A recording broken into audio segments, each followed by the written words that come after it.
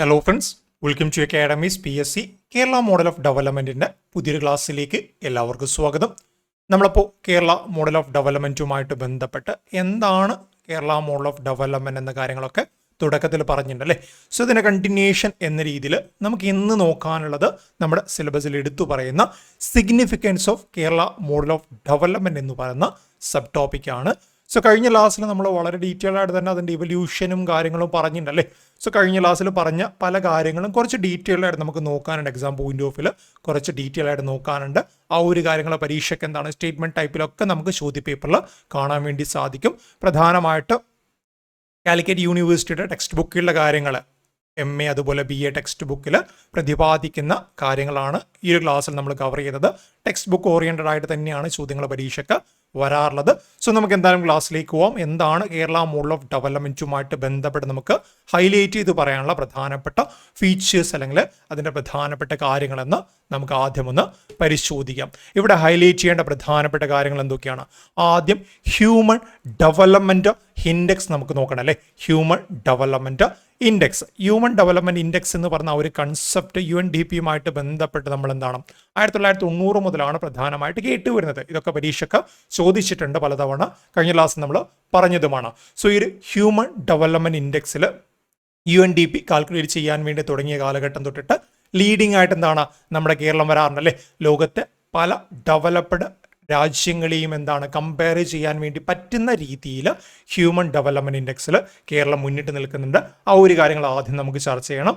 അതിനുശേഷം എന്താണ് health care അല്ലേ. ഹെൽത്ത് കെയർ എന്ന് പറയുമ്പോൾ എന്താണ് കേരളത്തിൻ്റെ ആരോഗ്യ മേഖലയുമായിട്ട് നമുക്ക് അഭിമാനിക്കാൻ വേണ്ടി പറ്റുന്ന കാര്യമാണല്ലോ. COVID-19 ആയാലും നിപ്പ ആയാലും ഒക്കെ അതൊക്കെ റീസെൻ്റ് ആയിട്ടുള്ള കാര്യങ്ങളാണ്. അതിലൊക്കെ നമ്മുടെ കേരളം എന്ന് പറയുന്ന സംസ്ഥാനം കൈവരിച്ചുള്ള നേട്ടങ്ങൾ മാത്രം മതി നമുക്ക് ഹെൽത്ത് കെയറിൽ എത്രത്തോളം നമുക്ക് നിലവിലെ ഈ ഒരു റീസെൻ്റ് ആയിട്ടുള്ള സാഹചര്യത്തിൽ നേട്ടങ്ങൾ ഉണ്ടാക്കിയെന്ന് മനസ്സിലാക്കാൻ വേണ്ടി. സോ അതിനു മുൻപ് എന്താണ്, അതിനു മുൻപ് കേരള മോഡൽ ഓഫ് ഡെവലപ്മെൻറ്റ് എന്ന രീതിയിൽ വികസനങ്ങൾ വരുന്ന സമയത്ത് അവിടെ ഹെൽത്ത് കെയറിൽ നമ്മൾ കൊണ്ടുവന്ന പ്രധാനപ്പെട്ട മാറ്റങ്ങൾ നമുക്ക് നോക്കാനുണ്ട്. അതിനുശേഷം എന്താണ് പൊളിറ്റിക്കൽ അവയർനെസ് അല്ലേ. മറ്റ് സംസ്ഥാനങ്ങളെ കമ്പയർ ചെയ്യുന്ന സമയത്ത് നമ്മുടെ കേരളത്തിൽ എന്താണ്, കേരളത്തിൽ പൊളിറ്റിക്കൽ അവയർനെസ് കുറച്ച് കൂടുതലാണല്ലേ. ആളുകൾ എന്താണ് ഈ ഒരു രാഷ്ട്രീയവുമായിട്ട് ബന്ധപ്പെട്ട് പല രീതിയിലുള്ള പ്രശ്നങ്ങൾ ഉണ്ടാവുന്നുണ്ടെങ്കിലും ആളുകളുടെ ആ ഒരു അവയർനെസ് എന്താണ് പൊളിറ്റിക്സ് അതുമായിട്ട് ബന്ധപ്പെട്ട കാര്യങ്ങൾ കുറച്ചുകൂടെ മറ്റ് സംസ്ഥാനങ്ങളെ കമ്പയർ ചെയ്യുമ്പം കേരളത്തിൽ കുറച്ചുകൂടെ പൊളിറ്റിക്കൽ അവയർനെസ് നല്ല പോസിറ്റീവായിട്ട് തന്നെ വരുന്നുണ്ടല്ലേ. സോ ആ ഒരു കാര്യങ്ങൾ നമുക്ക് നോക്കാനുണ്ട്. എല്ലാം നമ്മൾ ഡീറ്റെയിൽ ആയിട്ട് പറയും, അതുകൊണ്ടാണ് ഞാനിവിടെ എക്സ്പ്ലെയിൻ ചെയ്യാത്തത്. ഇത്രയും കാര്യങ്ങളാണ് ഇന്ന് പഠിക്കാനുള്ള കാര്യങ്ങൾ, ജസ്റ്റ് ഒന്ന് പറയുന്നു എന്ന് മാത്രമേ ഉള്ളൂ. അതിന് ശേഷം എന്താണ് എഡ്യൂക്കേഷൻ, കേരളത്തിൽ വിദ്യാഭ്യാസവുമായിട്ട് ബന്ധപ്പെട്ട കാര്യങ്ങൾ നമുക്ക് നോക്കാനുണ്ടല്ലേ. വിദ്യാഭ്യാസം എന്ന് പറയുമ്പോൾ ആദ്യം നമ്മുടെ മനസ്സിലെന്താണ് ലിറ്ററസി കടന്നു വരും അല്ലേ. സാക്ഷരതയിൽ ഇന്ത്യൻ സംസ്ഥാനങ്ങളിൽ കഴിഞ്ഞ സെൻസസ് റിപ്പോർട്ട് പ്രകാരം ലീഡിംഗ് ആയിട്ട് നിൽക്കുന്നത് കേരളം തന്നെയാണ് അല്ലേ. ആ ഒരു കാര്യങ്ങൾ ഓരോന്നായിട്ട് നമുക്ക് നോക്കാനാണ്. എക്സാം പോയിന്റ് ഓഫ് വ്യൂ വളരെ ഇമ്പോർട്ടൻ്റ് ആയിട്ട് വരാൻ വേണ്ടി പോകുന്ന കാര്യമാണ് ഈ ഒരു ഹെൽത്ത് കെയറും എഡ്യൂക്കേഷനും. നമുക്കതിൻ്റെ വേണമെങ്കിൽ Kerala model of development twin pillar എന്നൊക്കെ പറഞ്ഞിട്ട് ഈ ഹെൽത്ത് കെയറിനെയും എഡ്യൂക്കേഷനെയൊക്കെ നമുക്ക് പറയാൻ വേണ്ടി സാധിക്കും. പല ജേർണലിസ്റ്റിനും എന്താണ് twin pillar of Kerala model of development എന്നൊക്കെ പറഞ്ഞിട്ട് ഹെൽത്ത് കെയറിനെയും എഡ്യൂക്കേഷനെയും വിശേഷിപ്പിക്കുന്നുണ്ട്. അതുപോലെ തന്നെ സ്റ്റേറ്റ് പോളിസി, ഗവൺമെൻറ് ആദ്യ കാലഘട്ടം മുതൽ ആദ്യമായിട്ടൊരു സംസ്ഥാന സർക്കാർ അധികാരത്തിൽ വന്നത് തൊട്ടിട്ട് തന്നെ ഒരുപാട് മാറ്റങ്ങൾ കൊണ്ടുവരുന്നുണ്ടല്ലേ. ഫോർ എക്സാമ്പിൾ എന്താണ് ലാൻഡ് റീഫോം പോലെയുള്ള കാര്യങ്ങൾ, അതുവരെ ഉണ്ടായിട്ടുള്ള ജന്മിത്വം പോലുള്ള കാര്യങ്ങൾ അവസാനിപ്പിച്ചിട്ട് ആളുകൾക്ക് എന്താണ് പാവപ്പെട്ടവർക്ക് ഭൂമി നൽകുന്ന പരിപാടികളൊക്കെ കൊണ്ടുപോകുന്നുണ്ടല്ലേ. സോ അതൊക്കെയാണ് നമുക്ക് അവിടെ ചർച്ച ചെയ്യാനുള്ളത്. അതിനുശേഷം സോഷ്യൽ വെൽഫെയർ, ഇന്ത്യൻ സംസ്ഥാനങ്ങളിൽ എന്താണ് പൊതുവിതരണ സംവിധാനമൊക്കെ നല്ല രീതിയിൽ മുന്നോട്ടേക്ക് പോകുന്ന പ്രധാനപ്പെട്ട ഒരു സംസ്ഥാനം തന്നെയാണ് കേരളം. അതൊക്കെയാണ് നമുക്ക് അവിടെ ചർച്ച ചെയ്യാനുള്ളത്. സോ ഇന്നെന്താണ് 6 പോയിന്റ്സ് ആണ്, പ്രധാനമായിട്ട് 6 പോയിന്റ്സ് ആണ് നമുക്ക് ചർച്ച ചെയ്യാനുള്ളത്. ഈ 6 പോയിന്റ്സും എന്താണ് കേരള മോഡൽ ഓഫ് ഡെവലപ്മെൻറ്റിൻ്റെ പ്രധാനപ്പെട്ട ഫീച്ചേഴ്സ് ആയിട്ട് നമുക്ക് പറയാൻ വേണ്ടി സാധിക്കും. സിലബസിൽ ഫീച്ചേഴ്സ് എന്ന് പറഞ്ഞിട്ട് സെപ്പറേറ്റ് നമ്മളിവിടെ എടുത്ത് പഠിക്കാൻ വേണ്ടി പറയുന്ന ചില കാര്യങ്ങൾ കൂടി ഉണ്ടാവും. നിങ്ങൾ കണ്ടിട്ടുണ്ടാവും infant mortality rate, birth rate, അങ്ങനെ കുറച്ച് കാര്യങ്ങൾ എടുത്ത് പഠിക്കാൻ വേണ്ടി പറയുന്നുണ്ടല്ലേ. അത് നമുക്ക് എക്കണോമിക് റിവ്യൂ ഒക്കെ 2020 മുതൽ എക്കണോമിക് റിവ്യൂ ഒക്കെ നോക്കിയിട്ട് അത് നമുക്ക് എന്തായാലും പഠിക്കാം. ഇവിടെ നമുക്ക് ആദ്യം പ്രധാനപ്പെട്ട കാര്യങ്ങൾ ഹൈലൈറ്റ് ചെയ്യേണ്ട കാര്യങ്ങൾ, ബാക്കിയൊക്കെ ഇതിൻ്റെ അണ്ടറിലാണ് വരുന്നത്. സോ ഓരോന്നായിട്ട് നമുക്ക് ആദ്യം ഒന്ന് പഠിക്കാം. ആദ്യം എന്താണ് ഹ്യൂമൻ ഡെവലപ്മെൻറ്റ് ഇൻഡെക്സ് ആണല്ലേ. ഹ്യൂമൻ ഡെവലപ്മെൻറ്റ് ഇൻഡെക്സുമായിട്ട് ബന്ധപ്പെട്ട് പറയുകയാണെങ്കിൽ കേരള മോഡൽ ഓഫ് ഡെവലപ്മെൻറ്റിൽ നമ്മൾ ഏറ്റവും പ്രാധാന്യം നൽകിയത് എന്തിനാണ്? ഈ ഒരു പേരിലല്ലെങ്കിലും നമ്മുടെ ഐഡിയ എന്തായിരുന്നു? മനുഷ്യ വികസനം തന്നെയാണല്ലേ. മനുഷ്യ വികസനം തന്നെയാണ് നമ്മുടെ ഐഡിയ അല്ലെങ്കിൽ നമ്മുടെ കൺസെപ്റ്റ് എന്ന് പറയുന്നത്. നമ്മളെന്താണ്, സാമ്പത്തിക വളർച്ച മാത്രം പോരാ, അല്ലെങ്കിൽ വെറുതെ കുറേ സമ്പത്ത് കുമിഞ്ഞുകൂടിയിട്ട് കാര്യമില്ല. മനുഷ്യ വികസനം സംഭവിക്കണം, അല്ലെങ്കിൽ എന്താണ്, മനുഷ്യന് അത്യാവശ്യമായിട്ട് ലഭിച്ചിരിക്കേണ്ട ഭക്ഷണം, വിദ്യാഭ്യാസം, പാർപ്പിടം, അതുപോലുള്ള കാര്യങ്ങൾ എന്താണ് ഫണ്ടമെന്റലായിട്ട് നൽകിയിരിക്കണം എന്നൊരു ഐഡിയയിൽ നിന്ന് തന്നെയാണ് ഹ്യൂമൻ ഡെവലപ്മെന്റ് ഇൻഡെക്സും അതുപോലെ കേരള മോഡൽ ഓഫ് ഡെവലപ്മെന്റ് ഒക്കെ വരുന്നത് അല്ലേ. സോ ഇത്തരത്തിൽ 1990 തൊട്ടിട്ട് ലോകരാജ്യങ്ങളിൽ എന്താണ് UNDP human development index report തയ്യാറാക്കിയിട്ട് കമ്പയർ ചെയ്യുന്നുണ്ട്, ലോകരാജ്യങ്ങളെ കമ്പയർ ചെയ്യുന്നുണ്ട്. സോ അതും കേരള മോഡൽ ഓഫ് ഡെവലപ്മെന്റ് തമ്മിലുള്ള ഒരു ബന്ധമാണ് നമുക്ക് നോക്കാനുള്ളത്. This index, which has become one of the most influential and widely used indices to measure human development across countries. ലോകരാജ്യങ്ങളിലെ GDP measure മാത്രമല്ല, GDP നോക്കിയാൽ എന്താണ്, സാമ്പത്തിക വളർച്ചയുണ്ടോ എന്ന് നമുക്കറിയാം അല്ലേ.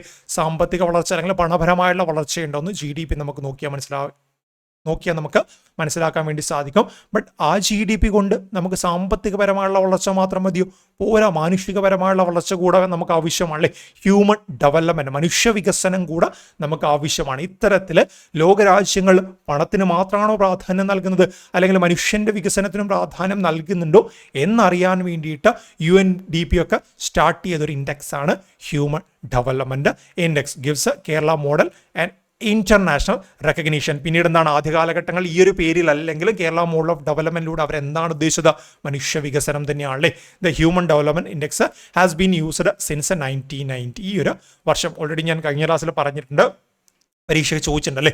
By the united nation development programme, UNDP ആണ് ഈ പറയുന്ന ഹ്യൂമൻ ഡെവലപ്മെന്റ് ഇൻഡെക്സ് എന്ന് പറയുന്ന കൺസെപ്റ്റ് ഒഫീഷ്യലായിട്ട് ലോകരാജ്യങ്ങൾക്കിടയിൽ കമ്പയർ ചെയ്യുന്ന അല്ലെങ്കിൽ കാൽക്കുലേറ്റ് ചെയ്യുന്നത് for its annual human development report. എല്ലാ വർഷവും 1990 തൊട്ടിട്ട് എല്ലാ വർഷവും എന്താണ്, ഹ്യൂമൻ ഡെവലപ്മെന്റ് റിപ്പോർട്ട് തയ്യാറാക്കും. എന്നിട്ട് അതിൽ ഇന്ത്യയുടെ സ്ഥാനം ഇത്രാമതാണ്, 1-ാം സ്ഥാനത്ത് ഈ രാജ്യമാണെന്നൊക്കെ പറയാറുണ്ടല്ലേ. ബട്ട് ഇന്ത്യയുടെ സ്ഥാനം എത്രയോ ആയിക്കോട്ടെ, ഇന്ത്യയിലെ കേരളം എന്ന് പറയുന്ന സംസ്ഥാനം എന്താണ്, ലീഡിംഗ് ആയിട്ട് വരാറുണ്ട്. ഇവൻ ഈ പറയുന്ന ഹ്യൂമൻ ഡെവലപ്മെന്റ് ഇൻഡെക്സ് എന്ന് പറയുന്ന കൺസെപ്റ്റ് പോലും എന്താണ്, കേരള മോഡൽ ഓഫ് ഡെവലപ്മെന്റുമായിട്ട് ബന്ധപ്പെട്ടിട്ടാണ് വന്നിരിക്കുന്നത് അല്ലേ. From the starting of this index Kerala has topped in all parameters even more than the developed country. Starting എന്ന് പറയുമ്പോൾ 1990 കാലഘട്ടങ്ങളിൽ അന്ന് മറ്റ് ഡെവലപ്ഡ് രാജ്യങ്ങൾ പോലും എന്താണ് തമ്മിൽ താരതമ്യം ചെയ്യാൻ പറ്റുന്ന രീതിയിൽ കേരളത്തിൻ്റെ ഹ്യൂമൻ ഡെവലപ്മെൻറ്റ് പാരാമീറ്റേഴ്സ് ഉണ്ടായിരുന്നു എന്ന് വേണം നമുക്ക് മനസ്സിലാക്കാൻ. ഓക്കെ, ആ ഒരു കാലഘട്ടങ്ങളിൽ ലോകത്തെ ഡെവലപ്ഡ്, ഒരിക്കലും ഡെവലപ്പിംഗ് എന്നല്ല നമ്മൾ പറഞ്ഞു. ഓക്കെ, ഇന്ത്യയൊക്കെ ഒരു ഡെവലപ്പിംഗ് രാജ്യമാണ്. ബട്ട് അന്നത്തെ അമേരിക്കയൊക്കെ പോലുള്ള ഡെവലപ്ഡ് കൺട്രീസിനോട് കൂടെ എന്താണ് കമ്പയർ ചെയ്യാൻ പറ്റുന്ന രീതിയിൽ ഇന്ത്യയല്ല, നമ്മുടെ ഇന്ത്യയിലെ കേരളം എന്ന് പറഞ്ഞ സംസ്ഥാനം ഉണ്ടായിരുന്നു. അത്രയും എന്താണ് ഹ്യൂമൻ ഡെവലപ്മെൻറ്റ് നമ്മുടെ കേരളത്തിൽ ഉണ്ടായിരുന്നു, അല്ലെങ്കിൽ കേരള മോഡൽ ഓഫ് ഡെവലപ്മെൻറ്റ് അത്രയും സ്വാധീനം ചെലുത്തിയിരുന്നു എന്ന് വേണം നമുക്ക് മനസ്സിലാക്കാൻ.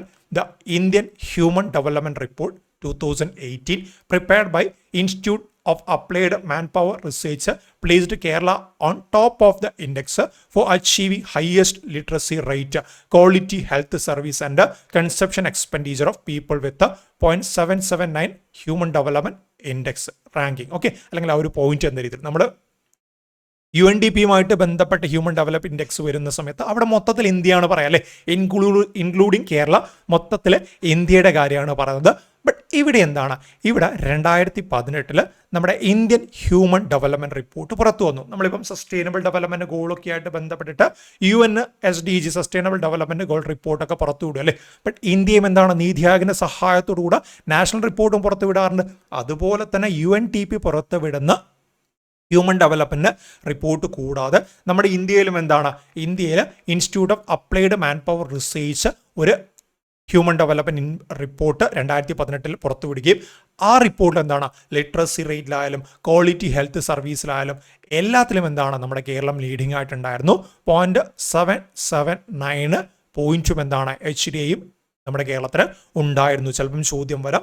2018 institute of applied man power research നടത്തിയ ആ ഒരു ഹ്യൂമൻ ഡെവലപ്മെന്റ് ഇൻഡെക്സ് റാങ്കിങ്ങിൽ ഒന്നാമത് വന്ന സംസ്ഥാനം ചോദിച്ചാൽ അത് നമ്മുടെ കേരളം തന്നെയാണല്ലോ. ടെക്സ്റ്റ് ബുക്ക് പറയുന്ന കാര്യമായതുകൊണ്ടാണ് ഞാനിത് ഹൈലൈറ്റ് ചെയ്ത് പറയുന്നത്. നമ്മൾ ഇന്ന് ചർച്ച ചെയ്യുന്ന എല്ലാ കാര്യങ്ങളും അല്ലെങ്കിൽ ഒരു 95% കാര്യങ്ങളും എന്താണ് ടെക്സ്റ്റ് ബുക്കിലെ കാര്യങ്ങളാണ്. നെക്സ്റ്റ് എന്താണ്, ഹെൽത്ത് കെയർ ആണല്ലേ നമ്മൾ ഏറ്റവും കൂടുതൽ ഫോക്കസ് ചെയ്ത് പഠിക്കേണ്ട. ഞാൻ നേരത്തെ പറഞ്ഞതുപോലെ തന്നെ എന്താണ് ഏറ്റവും കൂടുതൽ ഫോക്കസ് ചെയ്ത് പഠിക്കേണ്ട രണ്ട് കാര്യങ്ങളാണ്. ഒന്ന് ഹെൽത്ത് കെയറും മറ്റൊന്ന് എഡ്യൂക്കേഷൻ. ഓക്കെ, ഹെൽത്ത് കെയറും അതുപോലെ തന്നെ ആരോഗ്യ സംവിധാനങ്ങളും അതുപോലെ എഡ്യൂക്കേഷനും, ഈ രണ്ട് കാര്യങ്ങളാണ് നമ്മൾ ഏറ്റവും ഫോക്കസ് ചെയ്ത് പഠിക്കേണ്ടതായിട്ട് പറയുന്നത്. സോ ഹെൽത്ത് കെയർ എന്ന് പറയുമ്പോൾ ഇന്ന് നമുക്കറിയാം കേരളത്തിൽ എത്രത്തോളം ഗവൺമെൻറ് ഹോസ്പിറ്റൽസ് ഉണ്ട്, അവിടെ എത്രത്തോളം രീതിയിലുള്ള ഫെസിലിറ്റീസ് ഉണ്ട്. ഗവൺമെൻറ് ഹോസ്പിറ്റൽ അല്ലെങ്കിലും പ്രൈവറ്റ് ഹോസ്പിറ്റലായിട്ട് കേരളത്തിൽ എത്രത്തോളം ഹോസ്പിറ്റൽ ഉണ്ട്. ആരോഗ്യ മേഖലയിൽ COVID-19 വന്ന സമയത്തും അതിനു മുൻപ് മറ്റ് രീതിയിലുള്ള ഡിസീസൊക്കെ വന്നപ്പം കേരളം അതിനെ എങ്ങനെ ടാക്കിൾ ചെയ്തു തുടങ്ങിയ കാര്യമൊക്കെ നമുക്ക് കൃത്യമായിട്ട് അറിയാം അല്ലേ.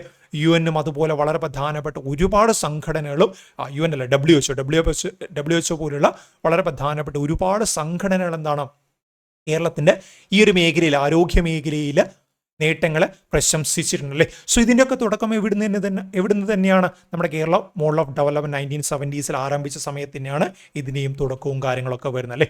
സോ ഹെൽത്ത് കെയറുമായിട്ട് ബന്ധപ്പെട്ട കേരള മോഡൽ ഓഫ് ഡെവലപ്മെൻറ്റ് ചെലുത്തിയ സ്വാധീനം നമുക്ക് നോക്കാനുണ്ട്.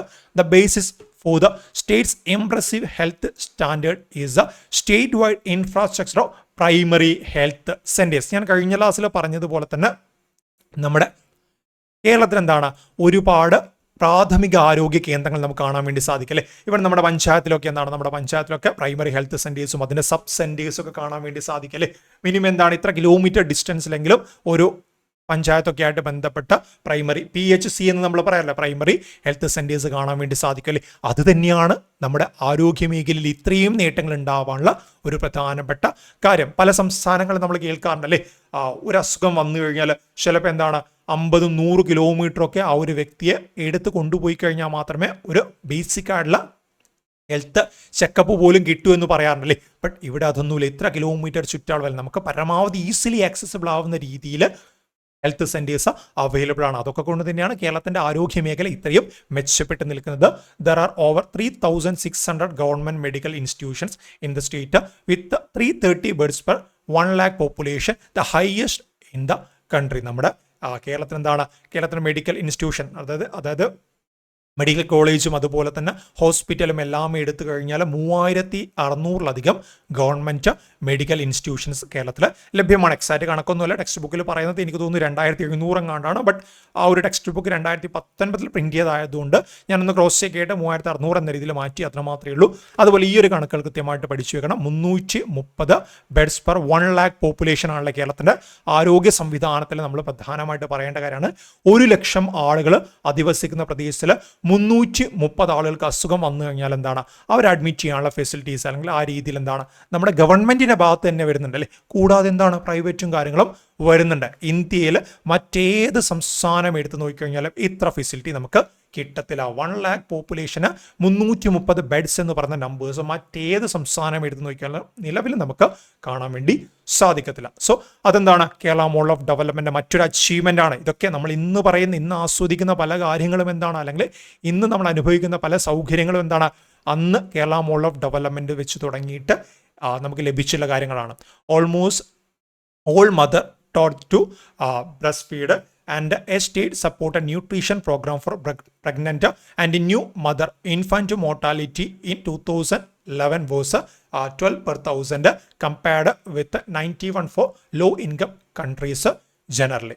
എന്താണ് ഇവർ പറയുന്നത്, നമ്മുടെ കേരളത്തിൽ മുലയൂട്ടുന്ന അമ്മമാരല്ലേ. സോ എത്തരത്തിൽ കൃത്യമായിട്ട് ഫീഡ് ചെയ്യണം, ഏത് രീതിയിലൊക്കെ ഫീഡ് ചെയ്യണം എന്ന രീതിയിൽ കൃത്യമായിട്ട് എന്താണ് അവയർനെസ് ഓരോ അമ്മമാർക്കും നമ്മുടെ കേരളത്തിലെ ആശുപത്രികളിൽ നൽകുന്നുണ്ട്. അതുപോലെ എന്താണ് അമ്മയ്ക്കും കുഞ്ഞിനും ആവശ്യമുള്ള ന്യൂട്രീഷൻ കാര്യങ്ങൾ എന്താണ്, അല്ലെങ്കിൽ പോഷകാഹാരങ്ങൾ കൃത്യമായിട്ട് എത്തിച്ചു നൽകാൻ വേണ്ടി നമ്മൾ അമൃതം പൊടി പോലുള്ള കാര്യങ്ങൾ കേൾക്കാറില്ലേ, അതൊക്കെ എന്താണ് കേരളത്തിൽ എത്തിച്ചു നൽകാൻ വേണ്ടി സാധിക്കുന്നല്ലേ.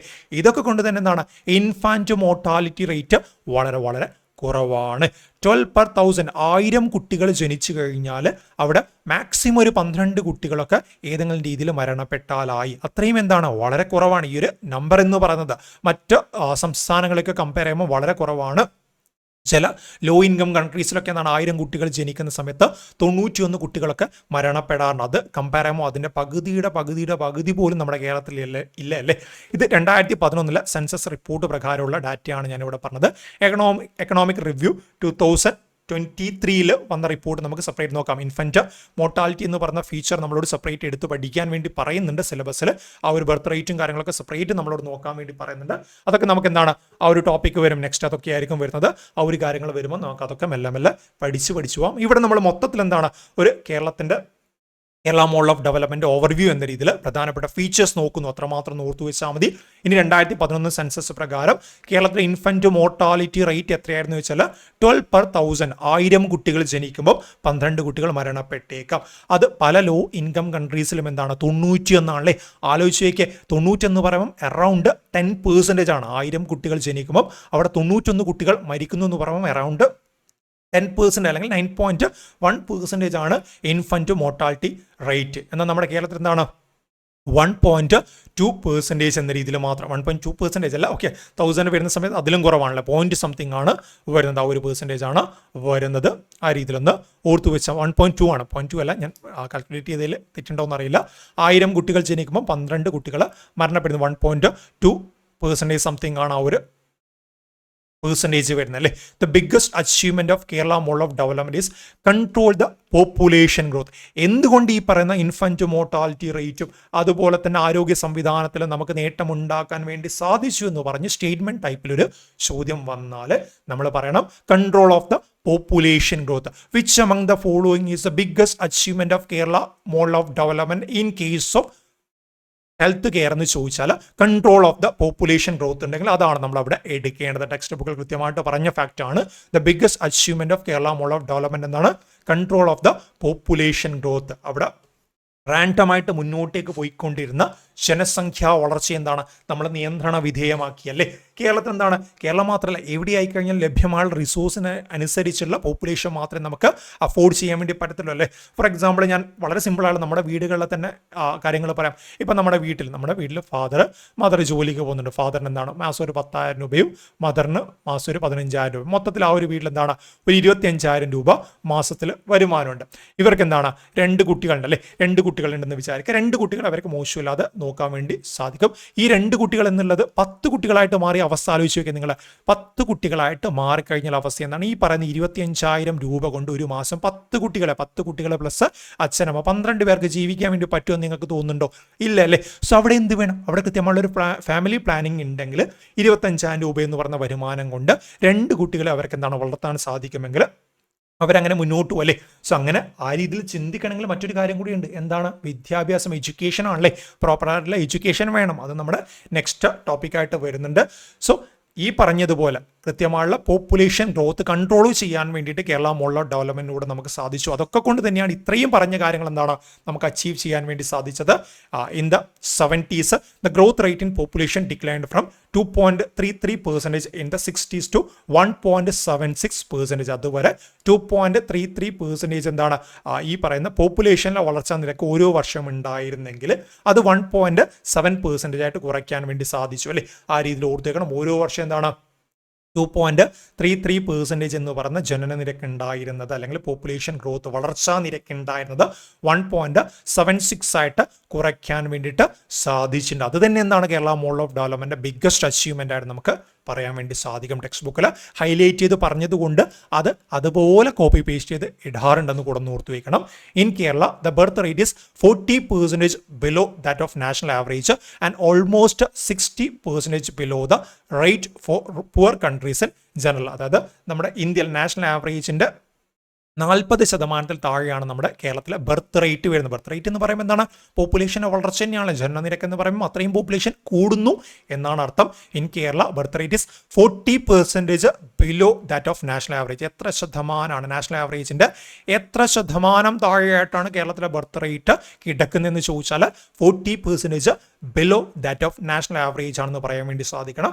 ഇനി പല പുവർ കൺട്രീസിനെ കമ്പയർ ചെയ്യുമ്പോൾ അത് ആ ഒരു പുവർ കൺട്രീസിൽ അവിടെയൊക്കെ എന്താണ് ഒന്നാമത്തെ പ്രശ്നം കൃത്യമുള്ള വിദ്യാഭ്യാസമില്ല, അതുപോലെ കൃത്യമുള്ള ആരോഗ്യ സംവിധാനങ്ങളില്ല. ആളുകൾക്ക് എന്താണ് ഇതിനെക്കുറിച്ച് അവയർനെസ് വരുന്നില്ല അല്ലേ. അല്ലെങ്കിൽ എന്താണ് ഗർഭനിരോധന ആശ്രയങ്ങൾ അവിടെ വരുന്നില്ല. അങ്ങനെ ഒരുപാട് ഇഷ്യൂസ് അവിടെ വരുന്നുണ്ട്. നമുക്ക് അതിലേക്കൊക്കെ വരാനുണ്ട്. So 60% below the rate for poor countries in general എന്ന രീതി കൂടെ പറയാൻ വേണ്ടി സാധിക്കും. ഞാൻ ഇവിടെ ഈ ഹൈലൈറ്റ് ചെയ്യുന്ന കാര്യങ്ങളുണ്ട്. ഇതൊക്കെയാണ് പ്രധാനമായിട്ട് പരീക്ഷയ്ക്ക് വരാൻ വേണ്ടി സാധ്യതയുള്ളത്. Kerala's birth rate is 15/1000 females and falling fast. അതായത് കേരളത്തിലെ ബർത്ത് റേറ്റ് എന്ന് പറഞ്ഞ 1000 ഫീമെയിൽസിന് 15 എന്ന രീതിയിലാണ് വരുന്നത്. ഓക്കെ, ആ രീതി കൂടെ ഒന്ന് ഓർത്തേക്കണം. കേരളത്തിൽ എന്താണ് ബർത്ത് റേറ്റ്, നമ്മൾ നേരത്തെ ഡെത്ത് റേറ്റും ആ ഒരു കാര്യങ്ങളും പറഞ്ഞിട്ടുണ്ടായിരുന്നു അല്ലേ. ഓക്കെ, ഇൻഫൻറ്റ് മോർട്ടാലിറ്റി റേറ്റ് നമ്മൾ 12/1000 എന്ന് പറഞ്ഞിട്ടുണ്ട്. അത് മാറിപ്പോയത്. ഇൻഫൻറ്റ് മോർട്ടാലിറ്റി എന്ന് പറഞ്ഞാൽ മരണനിരക്കാണ്. ഓക്കെ, കുട്ടികളുടെ ആ ഒരു മരണനിരക്കാണ് പറയുന്നത്. ഇത് ബർത്ത് റേറ്റ് ആണ്. അതെത്രയാണ്? അറൗണ്ട് 15/1000 ഫീമെയിൽസ് ആണ് ബർത്ത്. 1000 സ്ത്രീകൾക്ക് എന്താണ് 15 കുട്ടികൾ എന്ന രീതിയിലാണ് കേരളത്തിലെ ബർത്ത് റേറ്റ് വരുന്നത്. അത് കുറഞ്ഞു വരുന്നുണ്ട് അല്ലേ. അത് കുറഞ്ഞു വരുന്നു എന്ന് പറയുമ്പോൾ എന്താണ്, നമ്മുടെ കേരളത്തിന് ഓക്കെ ആവുന്ന രീതിയിൽ, കേരളത്തിന് അക്കോമഡേറ്റ് ചെയ്യാൻ വേണ്ടി പറ്റുന്ന രീതിയിലുള്ള പോപ്പുലേഷൻ മാത്രമേ വരുന്നുള്ളൂ എന്നാണ് അർത്ഥം. ഇവിടെ കേരളത്തിൽ 15/1000 ഫീമെയിൽ എന്ന് പറഞ്ഞെങ്കിൽ അത് ഇന്ത്യയിൽ എത്രയാണെന്ന് ചോദിച്ചാൽ 25/1000 ഫീമെയിൽസ് ആണ്. ഓക്കെ, 25/1000 ഫീമെയിൽസ് ആണ്. And that out of USA 16. US നോക്കിക്കഴിഞ്ഞാൽ എന്താണ്, അമേരിക്കയിൽ 16 ആണ്. സോ നമുക്ക് ഇന്ത്യയുടെ നാഷണൽ ആവറേജ് അല്ല, നമുക്ക് എന്തുമായിട്ടാണ് നമ്മുടെ കമ്പാരിസൺ വരുന്നത്? അമേരിക്ക പോലുള്ള ഡെവലപ്ഡ് കൺട്രീസുമായിട്ടാണല്ലേ. അവിടെ അമേരിക്ക പോലുള്ള ഡെവലപ്ഡ് കൺട്രീസിൽ 16/1000 ഫീമെയിൽസ് ആണെങ്കിൽ നമ്മുടെ കേരളത്തിൽ എത്രയാണ്? അതിലും താഴെയാണ്, 15/1000 ഫീമെയിൽസ് ആണ്. ആ രീതിയിൽ കൺട്രോൾ ചെയ്ത് പോകാൻ വേണ്ടിയിട്ട് കേരള പോപ്പുലേഷന് സാധിക്കുന്നുണ്ട്. Life expectancy at birth is in Kerala 75 years. കേരളത്തിൽ ആയുർദൈർഘ്യം എത്രയാണ്? ജനനസമയത്തിൽ ആയുർദൈർഘ്യം 75 വയസ്സാണ്. കമ്പയർ ടു 64 years ഇൻ India and 77 years in US. ഇതൊക്കെ ലേറ്റസ്റ്റ് ഡാറ്റയാണെന്ന് ഞാൻ ഒരിക്കലും വാദിക്കുന്നില്ല. കാരണം ആ ഒരു ടെക്സ്റ്റ് ബുക്ക് തന്ന ഡാറ്റാസാണ് നമ്മൾ എടുത്തു പഠിക്കുന്നത്. ലേറ്റസ്റ്റ് ഡാറ്റാസ് നമുക്ക് തീർച്ചയായിട്ടും എന്താണ്, എക്കണോമിക് റിവ്യൂ ലേറ്റസ്റ്റ് ആ ഒരു കാര്യങ്ങൾ പഠിക്കാനുണ്ട്. ആ സമയത്ത് നമുക്ക് ചർച്ച ചെയ്യാം. ഇത് ആ ഒരു ടെക്സ്റ്റ് ബുക്ക് പറഞ്ഞ് പ്രധാനപ്പെട്ട 2011 സെൻസസ് ആ ഒരു കാര്യങ്ങൾ പ്രകാരമാണ് ആ ഒരു ഡാറ്റ തന്നിട്ടുള്ളത്. Okay, life expectancy at birth in കേരളത്തിലാണ് 75 വയസ്സ് വരെയാണ് അല്ലേ. കാരണം എന്തായിരിക്കും? നമ്മൾ 75 വയസ്സ് വരെ ജീവിച്ചിരിക്കണം തീർച്ചയായിട്ടും.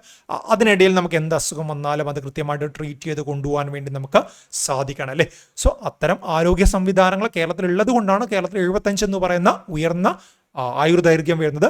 ഇന്ത്യയിലെ നാഷണൽ ആവറേജ് എത്രയാണ്? അത് 64 വയസ്സാണ്. അമേരിക്ക നോക്കിക്കഴിഞ്ഞാൽ കേരളത്തെക്കാളും മുകളിലാണ്. ബട്ട് നമുക്ക് കമ്പാരിസൺ എന്താണ്? അമേരിക്കയുമായിട്ടാണ്. 77 years ആണ്. ഞാൻ കഴിഞ്ഞ ക്ലാസ് മുതലേ പറയുന്ന കാര്യമാണ്.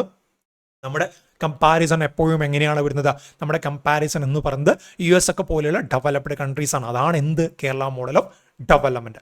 Female life expectancy in Kerala exceeds that of the male just as it does in the developed world. Kerala's maternal mortality rate is lowest in India. Female life എക്സ്പെക്ടൻസിയും സ്ത്രീകളിലെ ആയുർദൈർഘ്യം എന്താണ്? വളരെ കൂടുതലാണല്ലോ മെയിലിനെ കമ്പയർ ചെയ്യുമ്പോൾ. അതായത് പുരുഷന്മാർ ജീവിച്ചിരിക്കുന്നതിനേക്കാൾ കൂടുതൽ സ്ത്രീകൾ ജീവിച്ചിരിക്കുന്നുണ്ട് നമ്മുടെ കേരളത്തിൽ എന്നാണ് കണക്കുകൾ പറയുന്നത്. അതും എന്താണ്? ഡെവലപ്ഡ് രാജ്യങ്ങളെ കമ്പയർ ചെയ്യാൻ പറ്റുന്ന രീതിയിലാണ് നമ്മുടെ കേരളത്തിൻ്റെ ആയുർദൈർഘ്യം, പ്രത്യേകിച്ച് സ്ത്രീകളുടെ ആയുർദൈർഘ്യം വരുന്നത്. അതുപോലെ maternal mortality rate, infant mortality rate ആ ഒരു ചെറിയ കുട്ടികളുടെ മരണനിരക്കാണെങ്കിൽ മറ്റേണൽ മോർട്ടാലിറ്റി റേറ്റ് എന്താണ്? പ്രസവ സമയത്ത് അമ്മമാർ മരിക്കുന്ന ആ ഒരു കാര്യം അല്ലേ. ചിലപ്പോൾ എന്താണ് കൃത്യമായുള്ള അവയർനെസ് ഇല്ലാത്തത് കൊണ്ടായിരിക്കും, അവർ പ്രോപ്പറായിട്ട് ആ ഒരു ഗർഭ പരിചരണം ചെയ്യാത്തത് കൊണ്ടായിരിക്കും, അല്ലെങ്കിൽ ന്യൂട്രീഷൻ്റെ അഭാവമായിരിക്കും, അല്ലെങ്കിൽ കൃത്യമായുള്ള ആരോഗ്യ സംവിധാനങ്ങൾ ഇല്ലാത്തത് കൊണ്ടായിരിക്കും. ഇതൊക്കെയാണ് മറ്റേണൽ മോർട്ടാലിറ്റി റേറ്റ് കൂടാനുള്ള ഒരു കാരണം അല്ലേ. ബട്ട് കേരളത്തിൽ അത് കൺട്രോൾ ചെയ്യാനുള്ള കാരണം എന്താണ്? ഈ പറഞ്ഞതൊക്കെ കേരളത്തിൽ നല്ല രീതിയിൽ പ്രോപ്പറായിട്ട് മെയിൻറ്റെയിൻ ചെയ്ത് കൊണ്ടുപോകുന്നത് കൊണ്ടാണല്ലേ. ന്യൂട്രീഷൻ കാര്യങ്ങളാണെങ്കിൽ അത് കൃത്യമായിട്ട് പോകുന്നുണ്ട്. നമുക്കറിയാം നമ്മുടെ കേരളത്തിലൊക്കെ ഇത്തരത്തിലൊരു ഗർഭിണി ഉണ്ടെങ്കിൽ ആശാ വർക്കേഴ്സൊക്കെ വന്നിട്ട് വേണ്ട രീതിയിൽ കൗൺസിലിംഗ് കാര്യങ്ങളൊക്കെ കൊടുക്കാറുണ്ടല്ലേ. സോ അതൊക്കെ കേരള മോഡൽ ഓഫ് ഡെവലപ്മെന്റിന്റെ ഭാഗമാണ്. Kerala's access to affordable health care and education has huge impact on birth and mortality rate of the population. നമ്മുടെ ആരോഗ്യ സംവിധാനങ്ങൾ നിങ്ങൾ എനിക്ക് തോന്നുന്നു ഇപ്പോൾ കൃത്യമായിട്ട് ഓർമ്മയിൽ OP ടിക്കറ്റ് എടുക്കാൻ എത്രയാണ്? 2 രൂപ 5 രൂപ താഴെയാണല്ലേ. എന്നാൽ 2 രൂപ എങ്ങാണ്ടാണെന്ന് തോന്നുന്നു നമ്മുടെ ഗവൺമെൻറ് ഹോസ്പിറ്റലിൽ OP ടിക്കറ്റ് എടുക്കാൻ. അത്രയും അഫോർഡബിൾ ആയിട്ട് നമുക്ക് എടുക്കാൻ വേണ്ടി സാധിക്കല്ലേ. ഇപ്പോൾ നമ്മളൊന്ന് കടയിൽ പോയിട്ട് ഒരു ഗ്ലാസ് ചായ കുടിക്കണമെങ്കിൽ എന്താണ്, ഒരു ഗ്ലാസ് ചായ കുടിക്കണമെങ്കിൽ നമുക്ക് എന്താണ് 10-12 രൂപ കൊടുക്കണം അല്ലേ. ആ ഒരു സമയത്താണ് നമുക്കൊരു അസുഖം വന്നു കഴിഞ്ഞാൽ 2 രൂപയ്ക്ക് ചികിത്സിക്കാൻ വേണ്ടിയിട്ട് സാധിക്കുന്നത്. സൗജന്യമായിട്ട് മരുന്നും കാര്യങ്ങളൊക്കെ ലഭിക്കും. And education has huge impact on birth and mortality rate of the population. ഈ പറയുന്ന നമ്മുടെ കേരളത്തിൽ ഇതൊക്കെ ബർത്ത് റേറ്റ് ആയാലും മോർട്ടാലിറ്റി റേറ്റ് ആയാലും അതൊക്കെ നമുക്ക് ഒരു പരിധിക്ക് മേലെ പോവാതെ കൺട്രോൾ ചെയ്യാൻ വേണ്ടി പറ്റുന്നത് എന്തുകൊണ്ടാണ്? കൃത്യമായുള്ള വിദ്യാഭ്യാസം ഉള്ളത് കൊണ്ടാണ് അല്ലേ. എഡ്യൂക്കേഷൻ ആണ്, education matter. Birth control is widely accessible. Birth control measures നമുക്ക് എന്താണ്? വൈഡ്ലി ആക്സസിബിൾ ആണ്. There is A dispensary every few kilometre way IUDs intra-uterine device and other form of birth control are freely available. നമ്മുടെ കേരളത്തിൽ എന്താണ് ഇത്തരത്തിൽ birth control measures എന്താണ് ലഭ്യമാണല്ലേ. പല രീതിയിലുള്ള ബർത്ത് കൺട്രോൾ മെഷേഴ്സ് ലഭ്യമാണ്. അതിനെക്കുറിച്ച് ആളുകൾ ബോധവാന്മാരാണ്. പരസ്യങ്ങളിലൂടെയും അല്ലാതെയും എന്താണ് ബോധവൽക്കരണവും കാര്യങ്ങളും നൽകുന്നത്, വിദ്യാഭ്യാസത്തിലൂടെയും ബോധവൽക്കരണവും കാര്യങ്ങളും നൽകുന്നുണ്ട്. സെക്സ് എഡ്യൂക്കേഷൻ പോലുള്ള കാര്യങ്ങൾ നൽകിയിട്ട് ബോധവൽക്കരണം നൽകുന്നുണ്ട്.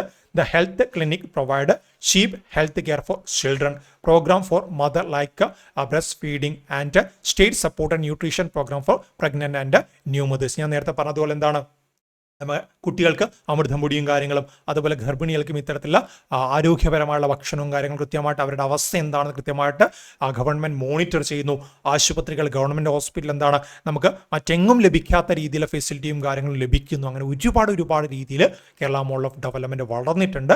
As per census 1991 about 26% of the total health care institution in India were located in Kerala. ചോദിക്കാം, 1991 സെൻസസ് പ്രകാരം ഇന്ത്യയിലെ മൊത്തം ഹെൽത്ത് കെയർ ഇൻസ്റ്റിറ്റ്യൂഷനിൽ എത്ര ശതമാനം കേരളത്തിൽ ഉണ്ടായിരുന്നു എന്ന് ചോദിക്കാം. അതായത് ഇന്ത്യയിൽ 100 ഹെൽത്ത് കെയർ ഇൻസ്റ്റിറ്റ്യൂഷൻ ഉണ്ടെങ്കിൽ അതിൽ 1/4 26% എവിടെയായിരുന്നു? നമ്മുടെ സ്വന്തം കേരളത്തിലാണല്ലേ.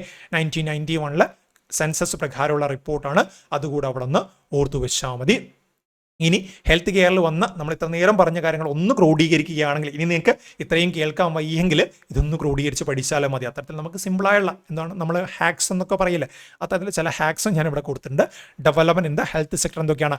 High life expectancy at birth, നമ്മൾ പറഞ്ഞു അല്ലേ, high life expectancy at birth എന്ന് പറഞ്ഞ് 75 വയസ്സ് എന്ന രീതിയിൽ നമ്മൾ പറഞ്ഞു. High life expectancy at birth, ആയുർദൈർഘ്യം, ഉയർന്ന ആയുർദൈർഘ്യം നമുക്ക് ലഭിക്കുന്നുണ്ട്. കാരണം എന്താണ്, ആരോഗ്യ സംവിധാനങ്ങൾ അത്രയും മികച്ചതാണ്. Low birth and death rate, നമ്മുടെ ബർത്ത് റേറ്റ് ആയാലും അത് കൺട്രോൾഡ് ആണ്. ഡെത്ത് റേറ്റും കുറവാണ്. കാരണം എന്താണ്, ഒരു അസുഖം വന്നാൽ കൃത്യമായിട്ട് ട്രീറ്റ് ചെയ്യാൻ വേണ്ടി നമുക്ക് പറ്റുന്നുണ്ട് അല്ലേ. ചില സംസ്ഥാനങ്ങളിലും ചില പ്രദേശങ്ങളിലും എന്താണ്, അസുഖം വന്നാൽ മരണപ്പെടുക എന്നല്ലാതെ വേറെ ഓപ്ഷൻ ഇല്ലാത്ത രീതിയിൽ പോകാറുണ്ട് അല്ലേ. ലോ ഇൻഫൻറ്റ് മോർട്ടാലിറ്റി റേറ്റ്, ഗർഭസ്ഥ ശിശു മരണപ്പെട്ടു എന്ന്, ശിശു മരണനിരക്ക് മലയാളത്തിൽ പറഞ്ഞ ഇൻഫൻറ്റ് മോർട്ടാലിറ്റി റേറ്റ് നമുക്ക് ശിശു മരണനിരക്ക് എന്ന് പറയാം. ഓക്കെ, സോ ശിശു മരണനിരക്ക് എന്താണ്? 15/1000. 1000 കുട്ടികൾ ജനിക്കുമ്പോൾ അവിടെ 15 കുട്ടികൾ മാത്രമേ മാക്സിമം മരണപ്പെടുന്നുള്ളൂ എന്ന രീതിയിൽ നമുക്ക് കാണാൻ വേണ്ടി സാധിക്കും അല്ലേ. ഓക്കെ, സോ 15 അല്ല, അത് കൊടുത്തത് മാറിപ്പോയതാണ്. ഞാൻ സ്ലൈഡ് തരുമ്പോൾ എന്തായാലും മാറ്റി തരാം. 15 അല്ല 12 അത് ബർത്താണ്. ഓക്കെ, അങ്ങോട്ടും ഇങ്ങോട്ടും മാറിപ്പോയാൽ നമുക്ക് പണി കിട്ടും.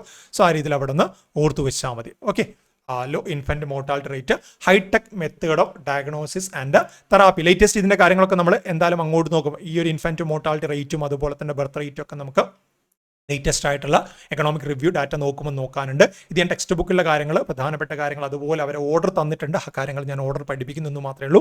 Hi tech method of diagnostics and therapy. നമുക്കൊരു അസുഖം വന്നു കഴിഞ്ഞാൽ അതെന്ത് അസുഖമാണെന്ന് കണ്ടുപിടിക്കാൻ നമ്മളിപ്പോൾ എന്താണ്, പണ്ടത്തെ പോലെ അമേരിക്കയിലോ ഫ്രാൻസിലൊന്നും പോകണ്ട, കേരളത്തിൽ തന്നെ അതിൻ്റെ ആ ഒരു കാര്യങ്ങളൊക്കെ ഉണ്ട് അല്ലേ.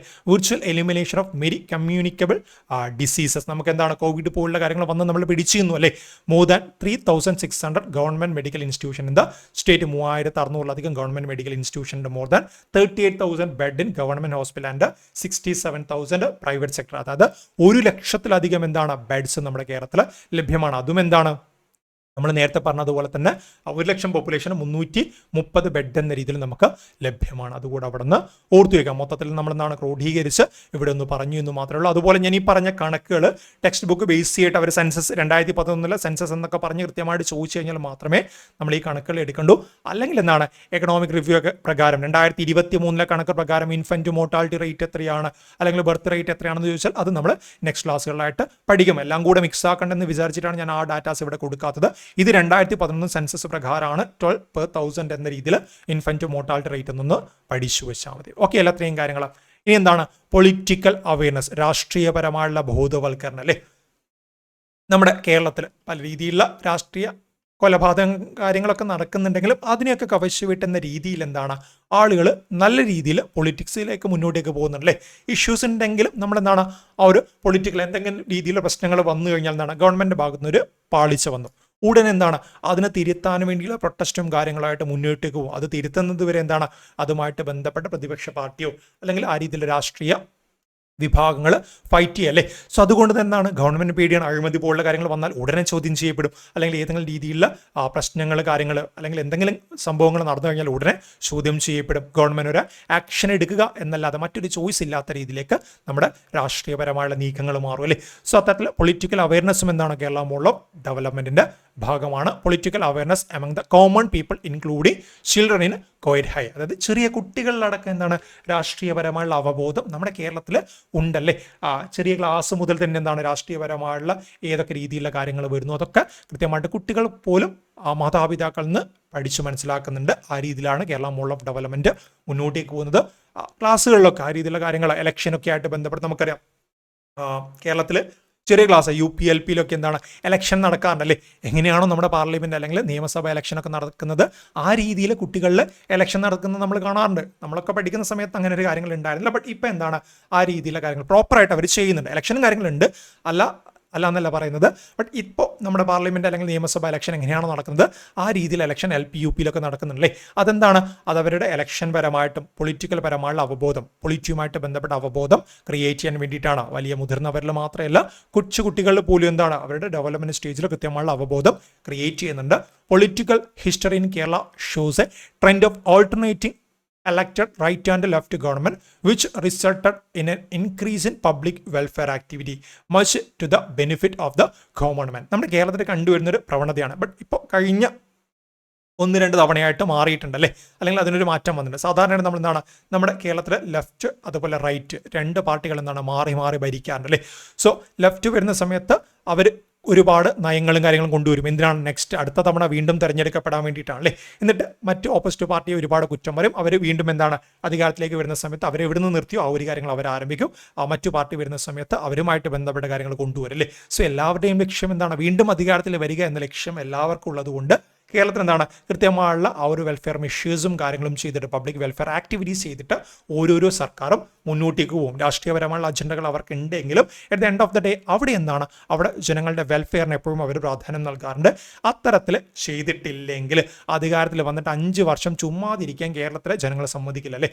ഏതെങ്കിലും രീതിയിലുള്ള പ്രധാനപ്പെട്ട കാര്യങ്ങളൊക്കെ ഗവൺമെൻറ് ജനങ്ങൾക്ക് ചെയ്തു കൊടുത്തേ മതിയാവും എന്ന രീതിയിലേക്ക് നിർബന്ധിതരാവും. സോ ഇത്തരത്തിൽ ഓൾട്ടർനേറ്റിംഗ് ആയിട്ട് വരുമ്പം അങ്ങനെ ഒരു ഗുണമുണ്ട്. അല്ലെങ്കിൽ നിങ്ങൾ ആലോചിച്ചേക്ക് ഒരു 10 തവണ 20 തവണയൊക്കെ ഒരേ ഗവൺമെൻറ് തിരഞ്ഞെടുക്കപ്പെടുന്നു, അവർക്ക് തന്നെ മതിയാവും അല്ലേ, അവരൊരു കാര്യവും ചെയ്യാതെ മടി പിടിച്ചിരിക്കും. ബട്ട് ഇവിടെ എന്താണ് അടുത്ത തവണ അധികാരത്തിലേക്ക് വരണമെങ്കിൽ ഒരു പ്രതീക്ഷയെങ്കിലും വേണമെങ്കിൽ കൃത്യമായിട്ട് വേണ്ട കാര്യങ്ങൾ ചെയ്തിരിക്കണം എന്നുള്ളത് കൊണ്ട് ഗവൺമെൻറ് കാര്യങ്ങളും ചെയ്യും.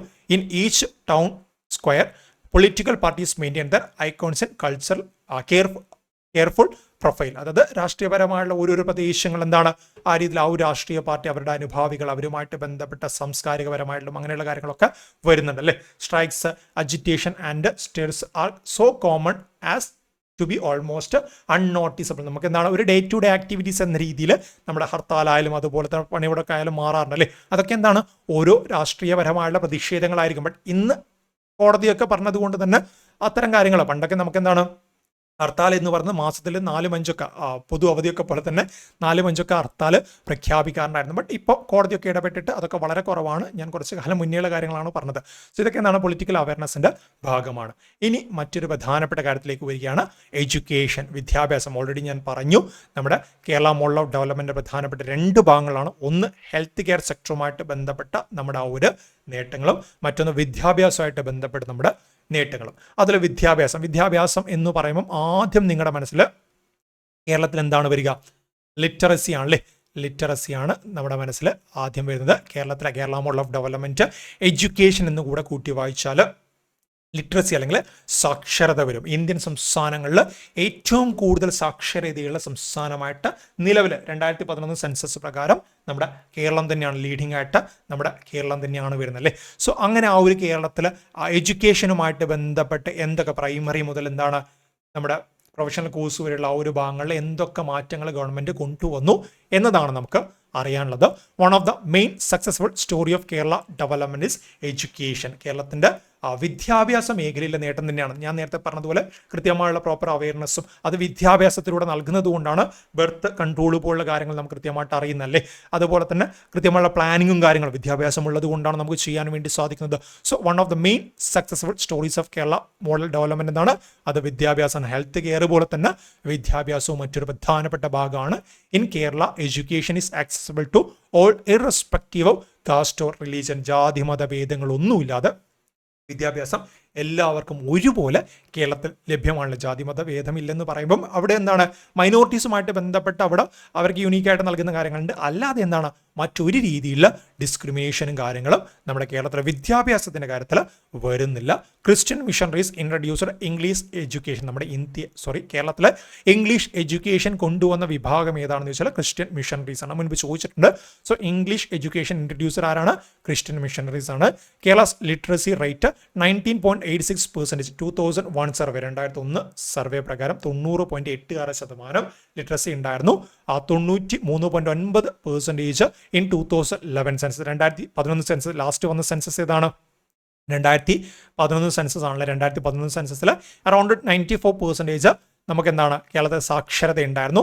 Is almost as high as China 93% or Thailand 93.9%. അതായത് നമ്മുടെ കമ്പാരിസൺ ഒരിക്കലും മറ്റ് ഇന്ത്യൻ സംസ്ഥാനങ്ങളുമായിട്ട് ബന്ധപ്പെട്ടല്ല വരുന്നത്.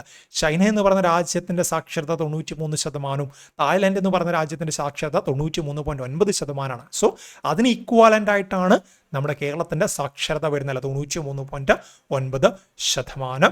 Kerala has been able to reduce the regional and gender gaps in education, literacy and enrolment at all level of education. എന്താണ് എഡ്യൂക്കേഷനുമായിട്ട് ബന്ധപ്പെട്ട ആ ഒരു ജെൻഡർ ഗ്യാപ്സും പ്രശ്നങ്ങളൊക്കെ നമുക്ക് മറികടക്കാൻ വേണ്ടി സാധിക്കുന്നുണ്ടല്ലേ. റീസെൻ്റ് ആയിട്ട് നിങ്ങൾ വായിക്കണം. റീസെൻ്റ് ആയിട്ട് ഒരു 2-3 വർഷങ്ങൾക്ക് മുൻപ് ജെൻഡർ ന്യൂട്രൽ സ്കൂൾ യൂണിഫോം എന്നൊക്കെ പറഞ്ഞ് വന്നിട്ട് ഒരുപാട് സോഷ്യൽ മീഡിയ ഇഷ്യൂസ് ഒക്കെ അവിടെ ഉണ്ടായിരുന്നു അല്ലേ. സോ അതൊക്കെ എവിടെയാണ് വന്നത്? അതൊക്കെ നമ്മുടെ കേരളത്തിൽ തന്നെയാണ് വന്നത്.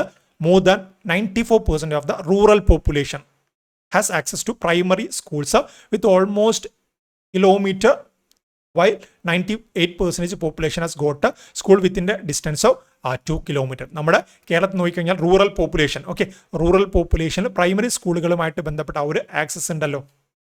റൂറൽ പോപ്പുലേഷന് പ്രൈമറി സ്കൂളുകളുമായിട്ട് ബന്ധപ്പെട്ട ആക്സസ് എന്ന് പറയുന്നത് ഓൾമോസ്റ്റ് 1 കിലോമീറ്റർ ആണ്. ഓക്കെ, ഓൾമോസ്റ്റ് 1 കിലോമീറ്റർ ആണ് ആ ഒരു ആക്സസ് എന്ന രീതിയിൽ പറഞ്ഞത്. അതായത് അതിൻ്റെ അർത്ഥം എന്താണെന്ന് വെച്ച് കഴിഞ്ഞാൽ റൂറൽ പോപ്പുലേഷൻ്റെ ഇടയിൽ ഒരു കിലോമീറ്ററിലും ഒരു പ്രൈമറി സ്കൂളെങ്കിലും ലഭ്യമായിരിക്കും. ഓക്കെ, പ്രാഥമിക വിദ്യാഭ്യാസമായിട്ട് ബന്ധപ്പെട്ട് ഒരു പ്രൈമറി സ്കൂളെങ്കിലും ലഭ്യമായിരിക്കുമെന്നാണ് പറയുന്നത്. അതായത് നിങ്ങളുടെ പഞ്ചായത്തുണ്ട്, അതൊരു റൂറൽ ഏരിയയിലാണ് വരുന്നത്. അവിടെ എന്താണ് ആ ഒരു കിലോമീറ്റർ ഏരിയ ഉണ്ടല്ലോ, അവിടെ ഒരു പ്രാഥമിക വിദ്യാഭ്യാസ കേന്ദ്രമെങ്കിലും ലഭ്യമായിരിക്കുമെന്നാണ് പറയുന്നത്. While 98% of population has got 1 school within a distance of 2 kilometre. 2 kilometre ഡിസ്റ്റൻസിൽ എന്താണ് 98% പോപ്പുലേഷനും സ്കൂൾസ് ലഭ്യമാണല്ലേ. More than 94% of the rural population has access to primary school within also 1 kilometre. Okay, within 1 kilometre.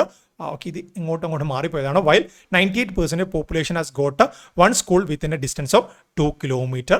96% of the population is served by upper primary school, UP school. നമ്മുടെ LP UP ഉണ്ടല്ലോ, ഇത് primary എന്ന് പറയുന്നത് LP സ്കൂളാണ്. upper primary school within a travel distance of 3 kilometers and 1/4 by secondary school within a 2 kilometers. Okay, അതായത് total പോപ്പുലേഷൻ്റെ 96%, എല്ലാവർക്കും എന്നല്ല പറയുന്നത്, 96% എന്താണ് UP സ്കൂൾ 3 കിലോമീറ്റർ ഡിസ്റ്റൻസ്. അതായത് നിങ്ങളുടെ വീട്ടിൽ നിന്നും 3 കിലോമീറ്റർ ഡിസ്റ്റൻസിൽ ഒരു UP സ്കൂൾ, മാക്സിമം 3 കിലോമീറ്റർ ഡിസ്റ്റൻസിൽ ഒരു UP സ്കൂളെങ്കിലും ഉണ്ടാവും. അതുപോലെ തന്നെ നമ്മുടെ കേരളത്തിൽ ടോട്ടൽ പോപ്പുലേഷൻ്റെ 1/4 ആളുകൾക്ക് എന്താണ് 2 കിലോമീറ്റർ ചുറ്റളവിൽ ഒരു സെക്കൻഡറി സ്കൂൾ, ഹയർ സെക്കൻഡറി അല്ല, ഒരു സെക്കൻഡറി സ്കൂളെങ്കിലും ലഭ്യമാവുമെന്നാണ് പറയുന്നത്. ഓക്കെ, ആ രീതി കൂടെ ആ ഒരു കണക്കുകളൊന്നും ഓർത്ത് വെക്കണം, കൺഫ്യൂഷൻ ആവേണ്ട. More than 94% of the rural population has access to primary school. നമ്മുടെ പ്രൈമറി സ്കൂൾ എന്നാണ് ആരംഭിക്കുന്നത് അല്ലേ, ആരംഭം വരുന്നത് എവിടെയാണ്? Primary school. Also 98% of the population has got 1 school within the distance of 2 kilometre. ഇനി എന്താണ് UP ആയി അപ്പർ പ്രൈമറിയുടെ നോക്കിക്കഴിഞ്ഞാൽ അവിടെ എന്താണ് 3 kilometre ഡിസ്റ്റൻസിൽ upper പ്രൈമറിയും.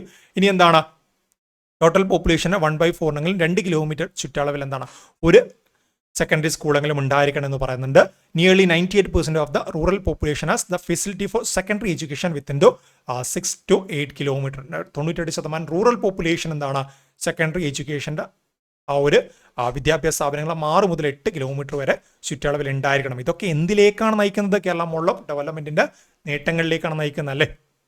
Also facilities of higher education and technical education are accessible to rural student in reasonable distance. ഇനി ഇത് കഴിഞ്ഞിട്ട് higher education അല്ലെങ്കിൽ ടെക്നിക്കൽ എഡ്യൂക്കേഷൻ ആണെങ്കിൽ അതും റീസണബിൾ ഡിസ്റ്റൻസിൽ ഒരു വിദ്യാഭ്യാസ സ്ഥാപനമെങ്കിലും ഉണ്ടായിരിക്കണമെന്നാണ് കണക്കുകൾ പറയുന്നത്. അത് ഈ പറയുന്നതിൽ 5-6 കിലോമീറ്റർ അല്ല, ബട്ട് ഉണ്ടാവും, എന്നാലും റീസണബിൾ ഡിസ്റ്റൻസിലെങ്കിലും ഉണ്ടായിരിക്കണമെന്നാണ് കണക്കുകൾ പറയുന്നത്.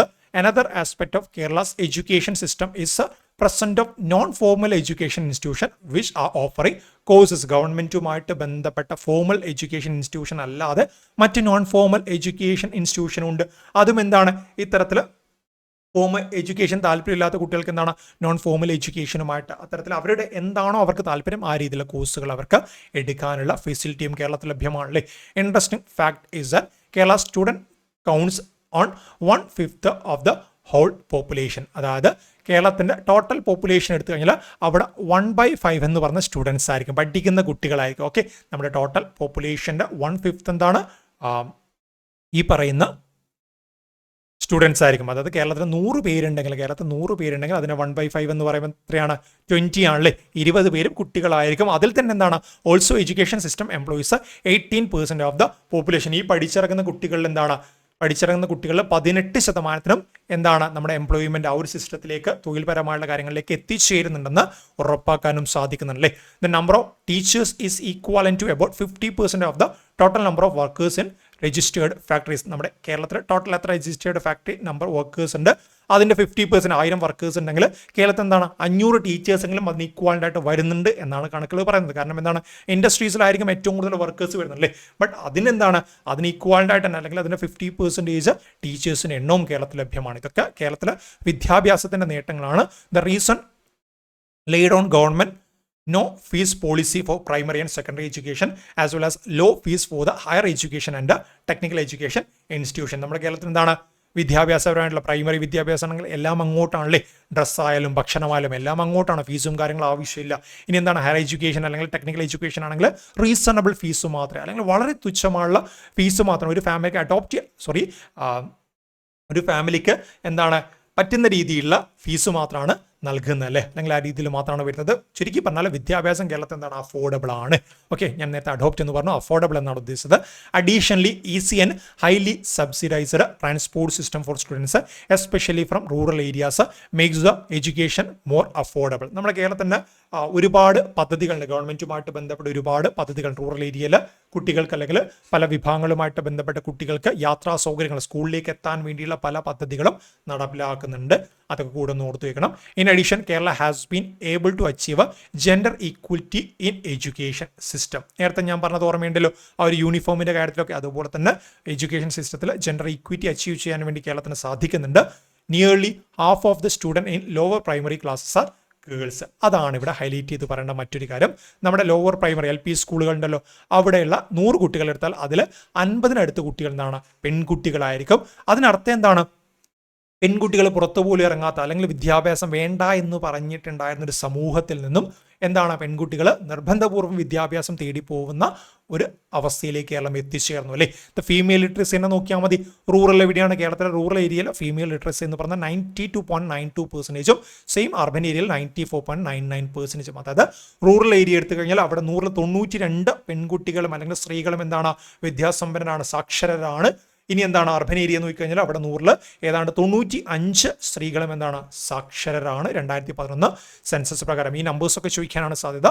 ഫർദർമോർ the number of girls entering education except technical and professional education is much higher than boys. മറ്റൊരു കാര്യം കൂടിയുണ്ട്, girls entering education except technical and professional education മറ്റു രീതിയിലുള്ള വിദ്യാഭ്യാസങ്ങളിലേക്ക് പെൺകുട്ടികൾ വരുന്നത് ആൺകുട്ടികളെക്കാൾ കൂടുതൽ എണ്ണമുണ്ടെന്നാണ് പറയുന്നത്. Education contribute in many ways to Kerala development. ഏതൊക്കെയാണ്? Particularly women's education has played important role in declining the mortality rates, അതായത് പെൺകുട്ടികൾ ഭ്രൂണഹത്യ പോലുള്ള കാര്യങ്ങൾ അങ്ങനെയുള്ള കാര്യങ്ങളൊക്കെ ചെയ്യാറുണ്ടല്ലേ. അതുപോലെ തന്നെ സ്ത്രീധന മരണങ്ങൾ, അങ്ങനെ ഒരുപാട് പ്രശ്നങ്ങളുണ്ട്. അതൊക്കെ വിദ്യാഭ്യാസം നേടി അവർ അവരുടേതായുള്ള രീതിയിലേക്ക് ജോലിയൊക്കെ കണ്ടെത്തി മുന്നോട്ടേക്ക് പോകുമ്പോൾ ഇങ്ങനെയുള്ള പ്രശ്നങ്ങളൊക്കെ കുറഞ്ഞു വരും അല്ലേ. സോ ചോദ്യം വരാം, education contributes in which of the following ways Kerala development എന്നൊക്കെ ചോദിച്ചാൽ കേരളത്തിൽ വിദ്യാഭ്യാസം ഏതൊക്കെ രീതിയിൽ കേരള ഡെവലപ്മെന്റ് സ്വാധീനിച്ചു എന്നൊക്കെ പറഞ്ഞിട്ട് ഈ കാര്യങ്ങളൊക്കെ ഉണ്ടെങ്കിൽ അതുപോലെ എന്താണ് ഒരു അക്ഷരം പോലും അങ്ങോട്ട് മാറാതെ ചോദിക്കാനുള്ള സാധ്യതയുണ്ട്. Particularly women's education as a played important role in declining the mortality rates, അതായത് മരണനിരക്ക് കുറയ്ക്കാൻ വേണ്ടി സാധിക്കുന്നുണ്ട്. Educated women are better able to take charge in the lifes, അതായത് മറ്റൊരാളെ ആശ്രയിക്കാതെ സ്വന്തമായിട്ട് വിദ്യാഭ്യാസം നേടിയിട്ട് ജോലി കണ്ടെത്തിയിട്ട് ഒരു വരുമാന മാർഗം സൃഷ്ടിച്ചിട്ട് ജീവിതം മുന്നോട്ട് കൊണ്ടുപോകാൻ വേണ്ടി സ്ത്രീകൾക്ക് സാധിക്കുന്നുണ്ട്. For example, the typical Kerala's woman gets married at the age of 22 compare to 18 rest of India. നമ്മുടെ ഇന്ത്യയിലെ മറ്റ് സംസ്ഥാനങ്ങൾ 18 വയസ്സ് അല്ലെങ്കിൽ അതിന് താഴെ, 18 വയസ്സ് താഴെ ഇല്ലീഗലാണ്. അങ്ങനെ പല പ്രദേശങ്ങളും നടക്കാറുണ്ട്. ഇപ്പം റീസെൻ്റ് ആയിട്ട് രാജസ്ഥാനിൽ അവിടുത്തെ ഹൈക്കോർട്ട് ഓർഡർ നൽകിയിട്ടുണ്ട്. ഇത്തരത്തിൽ ചൈൽഡ് മാരേജ് നടക്കുന്ന ശ്രദ്ധയിൽപ്പെട്ടിട്ടുണ്ട്. അത് ഇനി ആവർത്തിച്ച് കഴിഞ്ഞാൽ ശക്തമായ നടപടി എടുക്കുമെന്ന് പറഞ്ഞിട്ട് നാഷണൽ ഹ്യൂമൻ റൈറ്റ് കമ്മീഷനൊക്കെ സുപ്രീം കോടതി ഇതുമായിട്ട് ബന്ധപ്പെട്ട നിർദ്ദേശങ്ങളൊക്കെ നൽകിയിട്ടുണ്ട്. സോ അതൊക്കെ കമ്പയർ ചെയ്യുമ്പോൾ കേരളത്തിൽ എന്താണ്, കേരളത്തിലെ ആവറേജ് പെൺകുട്ടികളുടെ ആ ഒരു കല്യാണ പ്രായം എന്ന് പറഞ്ഞാൽ 22 വയസ്സാണല്ലേ. ഇപ്പോൾ 22 എനിക്കൊന്ന് 25 വയസ്സിന് മുകളിലൊക്കെയാണ് ആ ഒരു കല്യാണ ആവറേജ് പ്രായമൊക്കെ വരുന്നത്. ഇനി നമ്മുടെ സ്റ്റാറ്റിസ്റ്റിക്കൽ ഹാൻഡ് ബുക്ക് പ്രകാരം ലിറ്ററസി റേറ്റ് ഞാനിവിടെ കൊടുത്തിട്ടുണ്ട്, ജസ്റ്റ് നിങ്ങൾ നോക്കിയാൽ മതി. പല ഡാറ്റാസ് നോക്കും, പല സോഴ്സിൽ പല കാര്യങ്ങളായിരിക്കും. നമുക്ക് അതുകൊണ്ട് തന്നെ ഒഫീഷ്യലായിട്ടുള്ള ഡാറ്റാസ് എടുക്കാം. 1951 തൊട്ടിട്ട് ഓരോ വന്ന സെൻസസിലും എന്താണ് കേരളത്തിൽ ടോട്ടൽ ആ ഒരു ലിറ്ററസി എത്രയാണ്, അതിൽ മെയിൽ ലിറ്ററസി എത്രയാണ്, ഫീമെയിൽ ലിറ്ററസി എത്രയാണ്, ആ രീതിയിൽ ഓർത്ത് വെക്കണം. ഞാൻ നേരത്തെ പറഞ്ഞത് റൂറലും അർബനൊക്കെയാണ്, അത് വെച്ച് കൺഫ്യൂഷൻ ആവേണ്ട. നമ്മളിവിടെ പറഞ്ഞത് റൂറലും അർബനൊക്കെയാണ്. ഓക്കെ, ഇവിടെ ടോട്ടലാണ് പറഞ്ഞത്, അതുകൂടെ ജസ്റ്റ് ഒന്ന് വായിച്ച് നോക്കിയാൽ മതി നിങ്ങൾ. ഇനി എന്താണ് സ്റ്റേറ്റ് പോളിസിയാണ് നോക്കാനുള്ളത് അല്ലേ. കേരളത്തിൽ എന്താണ് ഗവൺമെൻറ് പ്രധാനപ്പെട്ട നയങ്ങൾ, കേരള മോഡൽ ഓഫ് ഡെവലപ്മെന്റിലേക്ക് നയിച്ച പ്രധാനപ്പെട്ട നയങ്ങൾ നമുക്ക് നോക്കാനുണ്ട്. Important factor to Kerala social development was land reform. അതിൽ പ്രധാനപ്പെട്ടതാണ് ഭൂപരിഷ്കരണമാണ് അല്ലേ. Which completely transformed land ownership system and ended janmi system. അതുവരെ ഉണ്ടായിരുന്ന ജന്മിത്ത സമ്പ്രദായം എന്താണ് ഈ പറയുന്ന കേരളത്തിലെ Kerala model of development follow ചെയ്തിട്ട് നമുക്ക് അവസാനിപ്പിക്കാൻ വേണ്ടിയിട്ട് സാധിച്ചിട്ടുണ്ട് അല്ലേ.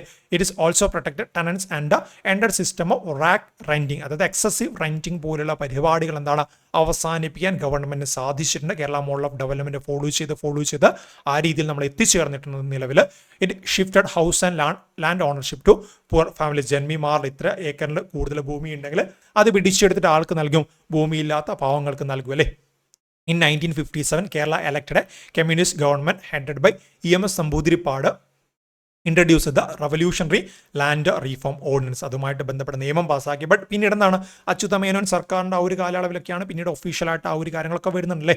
ബട്ട് 1957 മുതൽ തന്നെ KR ഗൗരിയമ്മയുടെ ഒക്കെ നേതൃത്വത്തിൽ നിന്നാണ് EMS നമ്പൂതിരിപ്പാടിൻ്റെ മന്ത്രിസഭ ഇതുമായിട്ട് ബന്ധപ്പെട്ട തീരുമാനങ്ങളുമായിട്ട് മുന്നോട്ടേക്ക് വന്നിട്ടുണ്ടായിരുന്നു.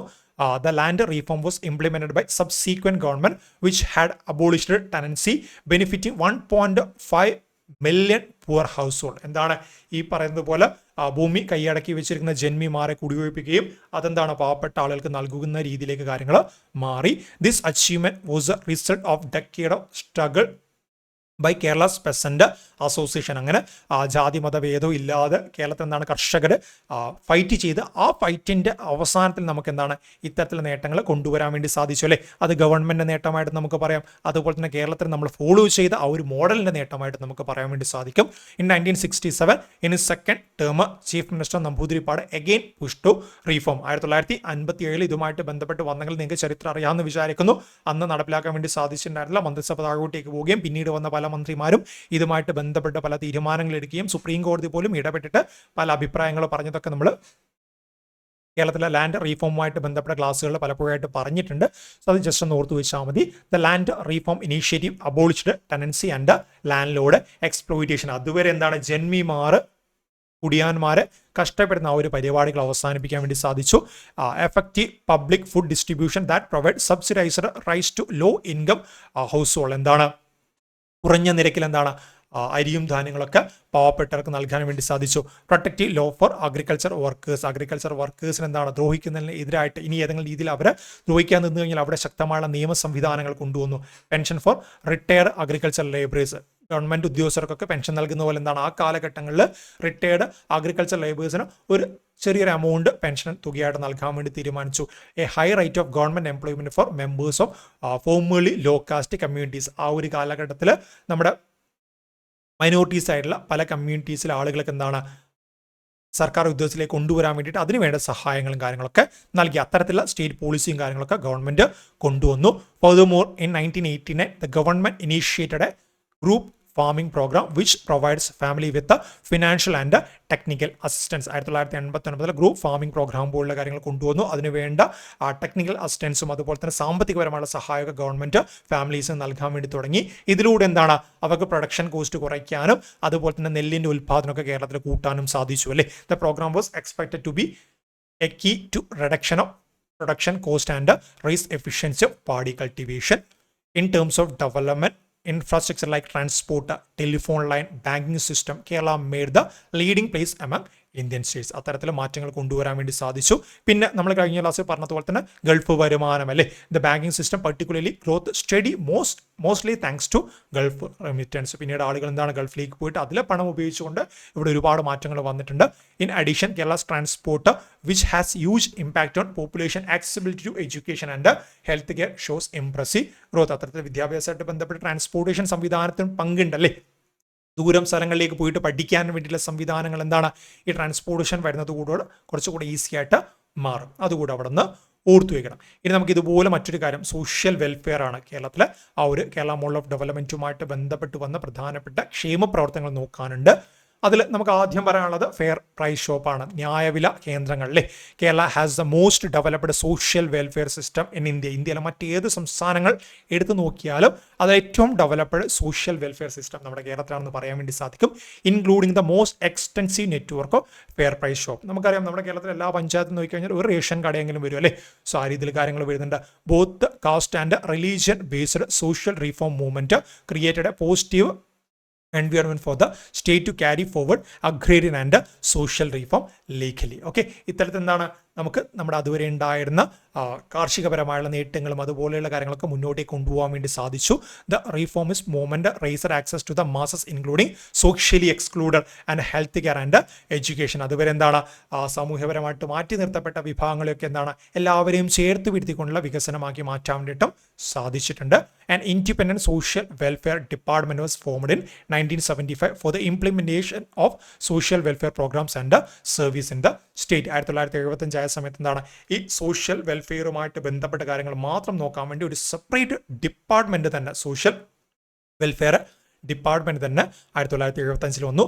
Later the department also became the frontal agency of the state to initiate and implement welfare programs for women and other weakest section society. അങ്ങനെ ഈ ഒരു ഡിപ്പാർട്ട്മെന്റ് എന്താണ് പിന്നീട് നമ്മുടെ കേരളത്തിൽ വുമൺ അതുപോലെ മറ്റ് വീക്കർ സെക്ഷനെ സഹായിക്കുന്ന നോഡൽ ഏജൻസി ആയിട്ട് മാറി. Aiming to reduce social disparities the department has transferred many of its function to the 3-tier panchayat Raj system. പിന്നീട് എന്താണ് 3-tier പഞ്ചായത്ത് രാജ് സിസ്റ്റം വന്ന സമയത്ത് എന്താണ് ആ ഒരു ഡിപ്പാർട്ട്മെന്റിന്റെ പല ഫംഗ്ഷൻസും പഞ്ചായത്ത് രാജിലേക്ക് മാറിപ്പോവുകയും ചെയ്തു അല്ലേ.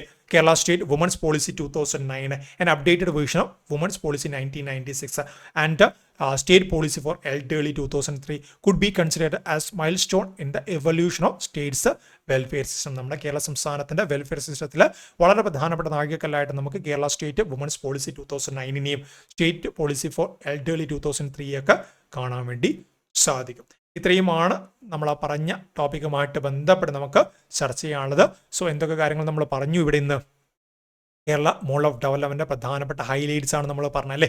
ഹൈലൈറ്റ്സ് ആയിട്ട് പറയുമ്പം ഹ്യൂമൻ ഡെവലപ്മെന്റ് ഇൻഡെക്സിനെ കുറിച്ച് നമ്മൾ പറഞ്ഞു, അതുപോലെ ഹെൽത്ത് കെയർ ആരോഗ്യ സംവിധാനങ്ങളുടെ നേട്ടം പറഞ്ഞു, പൊളിറ്റിക്കൽ അവയർനെസ് എഡ്യൂക്കേഷൻ വിദ്യാഭ്യാസമായിട്ട് ബന്ധപ്പെട്ട നേട്ടം പറഞ്ഞു, സ്റ്റേറ്റ് പോളിസി സോഷ്യൽ വെൽഫെയർ. ഇത്രയും കാര്യങ്ങളിൽ കേരള മോഡൽ ഓഫ് ഡെവലപ്മെന്റ് ചെലുത്തിയ സ്വാധീനമാണ് നമ്മൾ ഇന്നത്തെ ക്ലാസ്സിൽ മൊത്തമായിട്ട് പറഞ്ഞത്. ഇനി അതൊന്നും നമ്മൾ സമ്മറൈസ് ചെയ്യുകയാണെങ്കിൽ thus the Kerala model of development refers to the state's achievement of significant improvement in material condition of living reflected in indicators of social development that are comparable to that of many developed countries even though the state's per capita income is low. Okay, നമ്മുടെ അന്നത്തെ ആ ഒരു കാലഘട്ട അവസ്ഥ നോക്കുകയാണ്. അന്ന് മാത്രമല്ല ഇന്നും മറ്റ് സംസ്ഥാനങ്ങൾ കമ്പയർ ചെയ്യുമ്പോൾ പെർ ക്യാപിറ്റൽ ഇൻകം അല്ലെങ്കിൽ പ്രതിശീർഷ വരുമാനം നമ്മുടെ വളരെ കുറവ് തന്നെയാണ്. സോ ആ കണ്ടീഷനിൽ നിന്നിട്ട് പോലും എന്താണ് നമ്മുടെ ലിവിങ് സ്റ്റാൻഡേർഡ് ആയി കഴിഞ്ഞാലും ഹ്യൂമൻ ഡെവലപ്മെൻ്റ് ആയാലും എല്ലാം ഹൈ ആയിട്ട് മുന്നോട്ടേക്ക് പോകുന്നുണ്ടല്ലേ. And high level of literacy and life expectancy അതൊക്കെ നമ്മൾ ഓൾറെഡി പറഞ്ഞു അല്ലേ. Along with the factors responsible for such achievement have been considered the constituting element of Kerala model. ഇതൊക്കെ ഈ പറഞ്ഞ നമ്മൾ ഇത്ര നേരം പറഞ്ഞ ആ ഒരു കാര്യങ്ങളൊക്കെ എന്താണ് കേരള മോഡൽ ഓഫ് ഡെവലപ്മെന്റ് പ്രധാനപ്പെട്ട ഫീച്ചേഴ്സ് ആണ്. Precisely the Kerala model has been defined as A set of high material quality of life indicators coinciding with the low per capita incomes both distributed across nearly the entire population of Kerala. എന്താണ് a set of high material quality of living indicators coinciding with the low per capita income. നമ്മുടെ വളരെ തുച്ഛമായുള്ള per capita ഇൻകത്തിൽ നിന്നുകൊണ്ടുപോലും നമ്മൾ എന്താണ് ആ സംസ്ഥാനത്ത് ജീവിക്കുന്ന കേരള സംസ്ഥാനത്ത് ജീവിക്കുന്ന ആളുകൾക്ക് ഒരു ഉയർന്ന ജീവിത നിലവാരം നൽകാൻ വേണ്ടി സാധിച്ചു അല്ലേ. അതാണ് എന്ത് കേരള മോഡൽ ഓഫ് ഡെവലപ്മെന്റ് എന്ന രീതിയിൽ നമുക്ക് പറയാൻ വേണ്ടി സാധിക്കുന്നത്. സോ കഴിഞ്ഞ ക്ലാസ്സിലും ഇന്നത്തെ ക്ലാസ്സിലും നമ്മൾ പറഞ്ഞ കാര്യങ്ങൾ ഒന്ന് സമ്മറൈസ് ചെയ്തിട്ട് ഓവറോൾ ഗ്രോത്ത് ഹിസ്റ്ററി എന്ന് നോക്കിക്കഴിഞ്ഞാൽ broadly it may be said that Kerala passed through 3 economic growth phases. 3 growth ഫേസിലൂടെ പാസ് ചെയ്തു. ഏതൊക്കെയാണ്? A period of slow growth 60s 1960 കാലഘട്ടങ്ങൾ കേരളത്തിന്റെ ഫോർമേഷൻ തൊട്ടിട്ട് 1960 കാലഘട്ടം വരെ എന്താണ് കേരളത്തിന്റെ സ്ലോ ഗ്രോത്ത് ആണല്ലേ. അത് കഴിഞ്ഞിട്ട് 70-80-70 എന്താണ് കേരള മോഡൽ ഓഫ് ഡെവലപ്മെന്റ് തുടക്കമാണ്. A period of stagnation from the early 70s until the late 80s. Early 70s തൊട്ട് ലേറ്റ് 80s വരെ എന്താണ് ഒരു സ്റ്റാഗ്നേഷൻ പീരീഡാണ്, ബട്ട് ഉയർന്നു വരുന്നുണ്ട്. പിന്നെ 1991 ശേഷം A period of high growth ആണ് വരുന്നത് അല്ലേ. ന്യൂ എക്കണോമിക് പോളിസിയും കാര്യങ്ങളൊക്കെ വന്നതിന് ശേഷം ഹൈ ഗ്രോത്ത് ആണ് കേരളത്തിൽ സംഭവിച്ചത്. Main achievement of Kerala model of development ചോദിച്ചു കഴിഞ്ഞാൽ എന്തൊക്കെയാണ്? സിമ്പിൾ ഇനി ഇതൊന്നും ചോദിക്കാതെ അവർക്ക് അതൊന്നും താല്പര്യമില്ല. മിക്കവാറും നമ്മൾ ഈ ഇത്ര നേരം നോക്കിയ കാര്യങ്ങളൊക്കെ ചോദിക്കും, കാരണം 15 മാർക്കിന്റെ കാര്യങ്ങളാണ് നമുക്ക് പഠിക്കാനുള്ളത്. ഇനി അതൊന്നും ചോദിക്കാൻ താല്പര്യമില്ലെങ്കിൽ which among the following are the main achievement of Kerala model of development? എന്തൊക്കെ പറയും? High literacy, high life expectancy, a low infant mortality rate, health and education sector. ഇത് രണ്ടുമാണ് എന്താണ് പ്രധാനപ്പെട്ട പില്ലേഴ്സ് ആയിട്ട് നമുക്ക് പറയാൻ വേണ്ടി സാധിക്കുന്നത്. A set of wealth and distribution program, high level of political participation. ഇത്രയുമാണ് പ്രധാനപ്പെട്ട അച്ചീവ്മെന്റ്സ് ആയിട്ട് കേരള മോഡൽ ഓഫ് ഡെവലപ്മെന്റിൽ നമുക്ക് പറയാൻ വേണ്ടി സാധിക്കുന്നത്. സോ ഈ ഒരു കാര്യങ്ങൾ നിർബന്ധമായിട്ട് പഠിച്ചു വെക്കണം. ഒരുപാടുണ്ടല്ലോ പഠിക്കാൻ, ഒരുപാട് കാര്യങ്ങൾ പഠിക്കാനുണ്ടല്ലോ എന്നൊക്കെ ചിന്തിച്ചിട്ട് നിങ്ങൾ എന്താണ് സ്കിപ്പ് ചെയ്യരുത്. കാരണം ഇത്രയും കാര്യങ്ങളൊക്കെ പരീക്ഷയ്ക്ക് ചോദ്യം വരും. 15 മാർക്കിനാണ് ഈ കാണുന്ന ചെറിയ കുറച്ച് സിലബസിൽ നിന്ന് 15 മാർക്കിന്റെ ചോദ്യങ്ങളാണ്. സോ ടെക്സ്റ്റ് ബുക്ക് തീർച്ചയായിട്ടും നമ്മൾ കവർ ചെയ്യണം. വേറെ ഒരു രക്ഷയില്ല, നമുക്ക് ടെക്സ്റ്റ് ബുക്ക് ഫുള്ളായിട്ട് കവർ ചെയ്യണം. അതുപോലെ മറ്റു ഡാറ്റാസ് നമുക്ക് എടുത്തിട്ട് ചർച്ച ചെയ്യണം. ഞാൻ നേരത്തെ പറഞ്ഞതുപോലെ തന്നെ ടെക്സ്റ്റ് ബുക്കിലെ ഡാറ്റയാണ് 95%, ബാക്കി ഒരു 5% മാത്രമാണ് നമ്മൾ പുറത്തുനിന്ന് ഡാറ്റ എടുത്തുള്ളത്. സോ ആ രീതി തന്നെ പരീക്ഷയ്ക്ക് ചോദ്യങ്ങളായിട്ട് വരും. നിങ്ങളെ ഞാൻ പറഞ്ഞതുപോലെ കഴിഞ്ഞ ക്ലാസ്സിൽ പറഞ്ഞതുപോലെ തന്നെ ഈ ക്ലാസ്സുമായിട്ട് ബന്ധപ്പെട്ട് നിങ്ങളുടെ ഫീഡ്ബാക്ക് തീർച്ചയായിട്ടും എന്താണ് നിങ്ങളുടെ കമൻറ്റായിട്ടൊക്കെ അറിയിക്കുക, ടെലിഗ്രാം ഗ്രൂപ്പിലൊക്കെ അറിയിക്കുക. അത്തരത്തിൽ എന്തെങ്കിലും മാറ്റങ്ങൾ ആവശ്യമുണ്ടെങ്കിൽ, നിങ്ങൾ പറയുന്നതുമായിട്ട് ബന്ധപ്പെട്ട് എന്തെങ്കിലും മാറ്റങ്ങൾ ആവശ്യമുണ്ടെങ്കിൽ ആ രീതിയിൽ നമുക്ക് പ്രശ്നങ്ങളൊക്കെ പരിഹരിച്ചുകൊണ്ട് മുന്നോട്ടേക്ക് പോകാം. സോ നമുക്ക് എന്തായാലും ഇതിൻ്റെ കണ്ടിന്യൂഷൻ ആയിട്ട് നെക്സ്റ്റ് ക്ലാസ്സിൽ വീണ്ടും കാണാം. താങ്ക്